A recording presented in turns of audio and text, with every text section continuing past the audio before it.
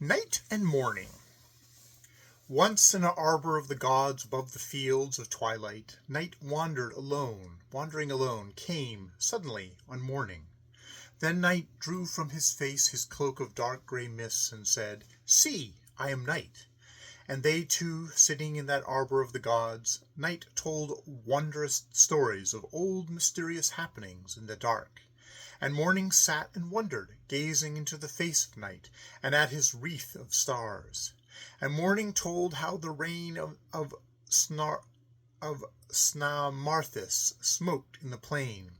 But Night told how Snamarthis held riot in the dark, with revelry and drinking and tales told by kings, till all the hosts of the Meenath crept against it, and the lights went out, and there arose the din of arms, or ever morning came.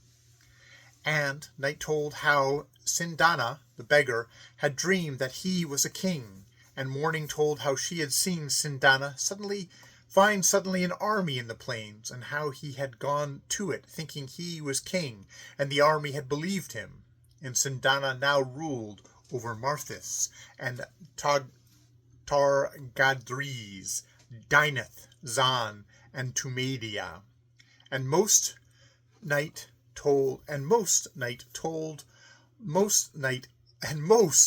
loved to tell of Asanares, whose ruins are scant memories on the desert's edge. But Morning told of the twin cities of Nardis and Tumult that lorded over the plain.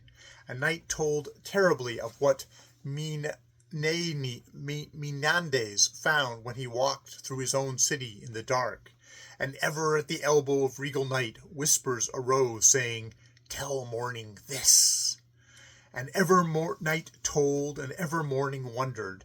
And Night spake on, and told what the dead had done when they had came in the darkness on the king that had led them into battle once. And Night knew who slew Darnax, and how it was done. Moreover, he told why the 7 kings tortured Dathneris, and what Dathneris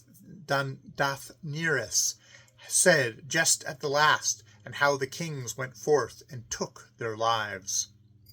And Night told whose blood had stained the marble steps that led to the temple of Ozan, and why the skull within it wears a golden crown, and whose soul is in the wolf that howls in the dark against the city. And Night knew whither the tigers go out of the Irasan desert, and the place where they meet together, and who speaks to them, and what she says, and why. And he told why human teeth had bitten the iron hinge in the great gate that swings in the walls of Mondas, and who came up out of the marsh alone in the dark time, and demanded audience of the king, and told the king a lie, and how the king, believing it, went down into the vaults of his palace, and found only toads and snakes, who slew the king.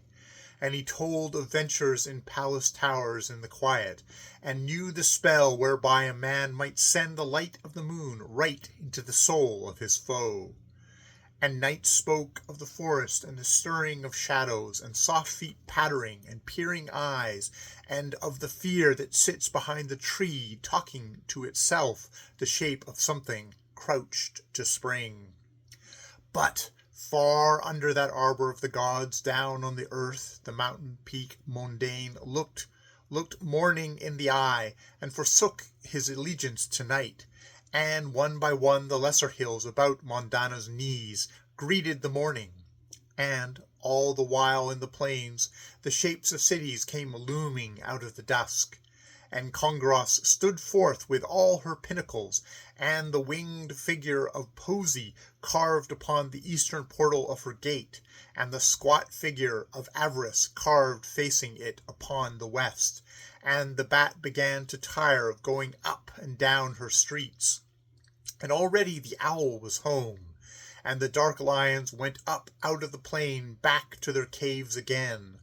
Not as yet shone any dew upon the spider's snare, nor came the sound of any insect stirring or bird of the day, and full allegiance of all the valleys owed still to their lord the night.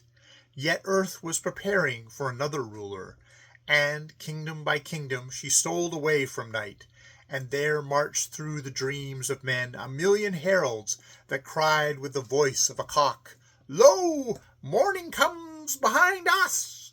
But in that arbor of the gods above the fields of twilight, the star wreath was paling about the head of night, and ever more wonderful on morning's brow appeared the mark of power. And at the moment when the campfires pale, and the smoke goes grey to the sky, and camels sniff the dawn, suddenly morning forgot night. And out of that arbor of the gods, and away to the haunts of the dark, night with his swart cloak slunk away, and morning placed her hand upon the mists that drew them upwards, and revealed the earth, and drove the shadows before her, and they followed night. And suddenly the mystery quitted haunting shapes, and an old glamour was gone, and far and wide over the fields of earth a new splendor arose.